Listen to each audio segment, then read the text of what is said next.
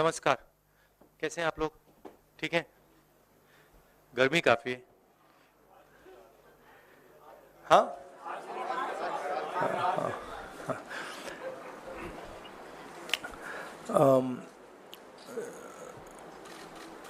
भारत छोड़ो न्याय यात्रा में मणिपुर से हम महाराष्ट्र गए और रास्ते में हजारों युवाओं ने कंप्लेन की थी कि हिंदुस्तान में नॉन स्टॉप पेपर लीक होते हैं। और आज आप सबको मालूम है कि NEET paper and UGC NET के जो पेपर्स हैं वो लीक हुए हैं और एक कैंसिल भी हुआ है। कहा जा रहा था कि नरेंद्र मोदी जी ने यूक्रेन की लड़ाई रोक दी थी। मतलब एक ऑर्डर देके जो रूस और यूक्रेन के बीच में लड़ाई चल रही थी उसको रोक दिया था, ब्रेक लगा दी थी। इजराइल और गाजा के बीच में जो लड़ाई चल रही थी उसको भी नरेंद्र मोदी जी ने रोक दिया था। मगर किसी ना किसी कारण जो हिंदुस्तान में पेपर लीक हो रहे हैं उसको नरेंद्र मोदी रोक नहीं पा रहे हैं या रोकना नहीं चाहते हैं। नुकसान स्टूडेंट्स का होता है। जो हिंदुस्तान के स्टूडेंट्स हैं, मैं जानता हूं कि आप इन एग्जाम्स के लिए महीनों सालों काम करते हो। ये आपका फ्यूचर है और आपके फ्यूचर से खिलवाड़ किया जा रहा है। मध्य प्रदेश में व्यापम हुआ और अब उस व्यापम को नरेंद्र मोदी जी और उनकी सरकार पूरे देश में फैलाने का काम कर रही है। मैं इंस्टीट्यूशनल कैप्चर की बात करता हूं, मीडिया की बात करी, अलग अलग हिंदुस्तान के जो संस्थाएं हैं उनकी बात की। यही एजुकेशन इंस्टीट्यूशंस में हो रहा है। पेपर लीक का कारण है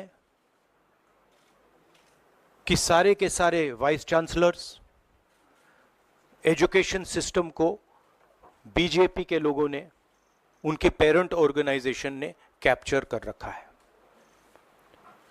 जब तक ये कैप्चर रिवर्स नहीं किया जाएगा तब तक पेपर लीक चलता जाएगा।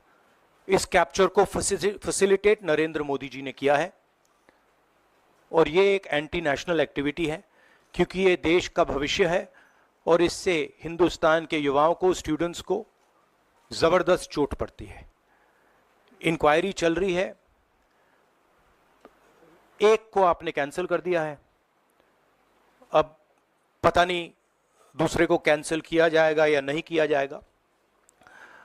But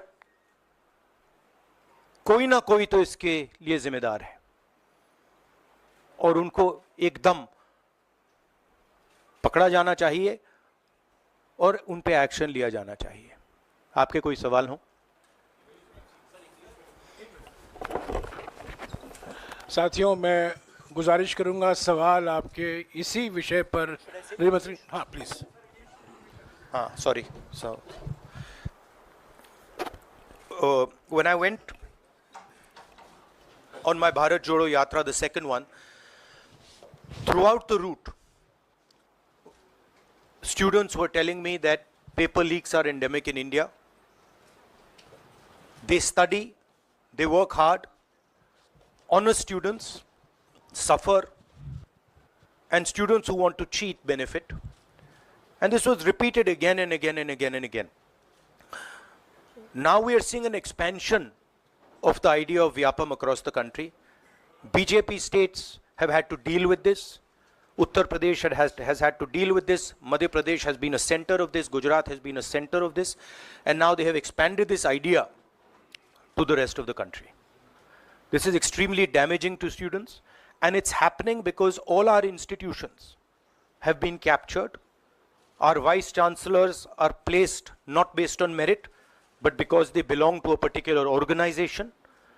And this organization and the BJP have penetrated our education system and destroyed it. What was done by Mr. Narendra Modi to the economy with demonetization has now been done to the education system.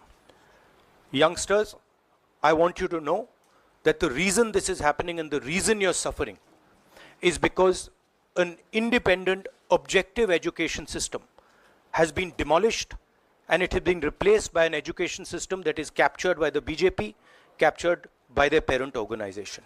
And until this capture is released, you are going to suffer. You're going to see cancellations of your exams. You're going to see paper leaks again and again and again. One paper has been cancelled. We don't know what is going to happen to NEET. But whatever happens, it should not be done in a arbitrary fashion. The rules that apply to one paper should apply to another paper. And it is very important that the people who are guilty here are brought to book and they are punished. Thank you.